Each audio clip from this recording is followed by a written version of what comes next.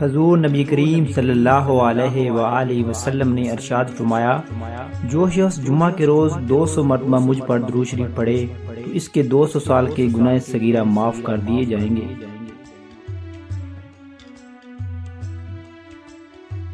حضور نبی کریم صلی اللہ علیہ وآلہ وسلم کا ارشاد گرامی ہے، بڑے گناہوں میں سے ہے اللہ کا شریک بنانا اور جھوٹی قسم کھانا۔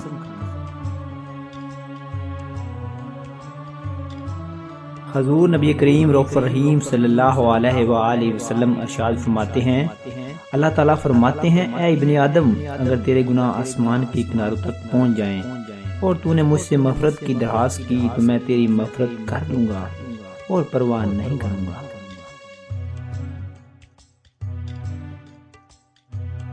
حضور نبی کریم صلی اللہ علیہ وآلہ وسلم نے ارشاد فرمایا، بے شک جمعہ کے دن غسل کرنا صغیرہ گناہوں کو بالوں کی جڑ سے بھی نکال دیتا ہے۔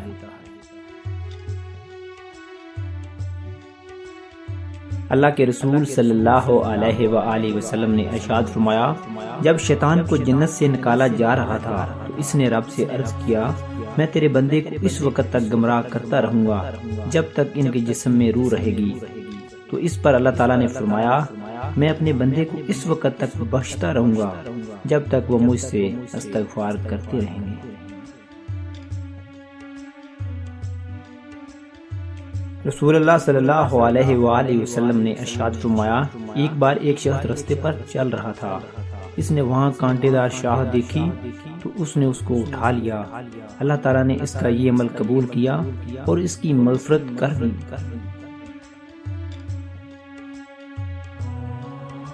حضور نبی کریم صلی اللہ علیہ وآلہ وسلم نے ارشاد فرمایا، جو شخص قرآن شریف پڑھتا ہے تو فرشتے اس کی دونوں آنکھوں کے درمیان یعنی پیشانی کو احتراماً بوسہ دیتے ہیں۔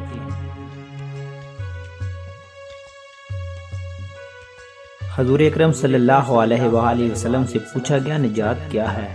فرمایا، اپنی زبان کو قابو میں رکھو، تمہارے گھر تم کو سمائے رکھے، یعنی بلا ضرورت گھر سے نہ نکلو اور اپنی غلطی پر رویا کرو۔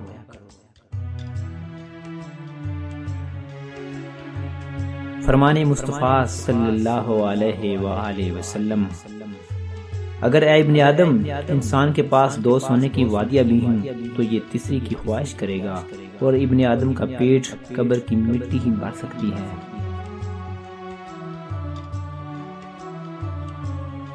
حضرت محمد صلی اللہ علیہ وآلہ وسلم نے ارشاد فرمایا، نیک گمان کرنا عبادت میں شامل ہے۔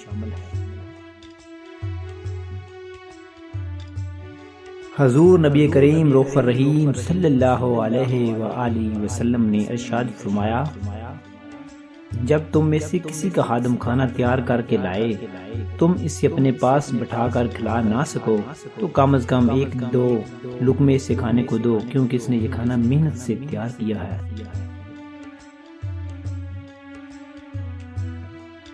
حضور نبی کریم صلی اللہ علیہ وآلہ وسلم نے ارشاد فرمایا، اللہ کی قسم اگر تیرے ذریعے ایک آدمی کو ہدایت مل جائے وہ تیرے لیے سرخ اونٹوں سے بہتر ہے۔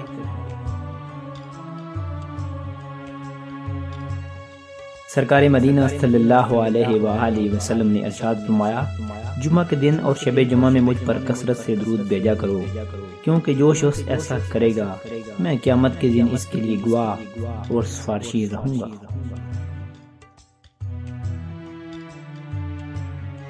اللہ کے رسول صلی اللہ علیہ وآلہ وسلم سے پوچھا گیا، نجات کا ذریعہ کیا ہے؟ تو آپ صلی اللہ علیہ وآلہ وسلم نے ارشاد فرمایا، اپنی زبان کو قابو میں رکھو اور اپنے گناہوں پر رویا کرو۔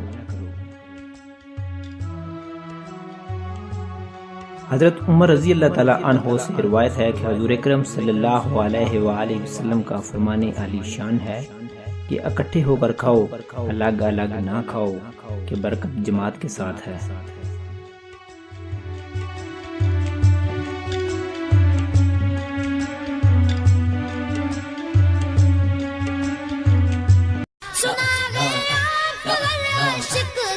تشریف لاتے ہیں، سنا گیا مگر عاشق کے گھر تشریف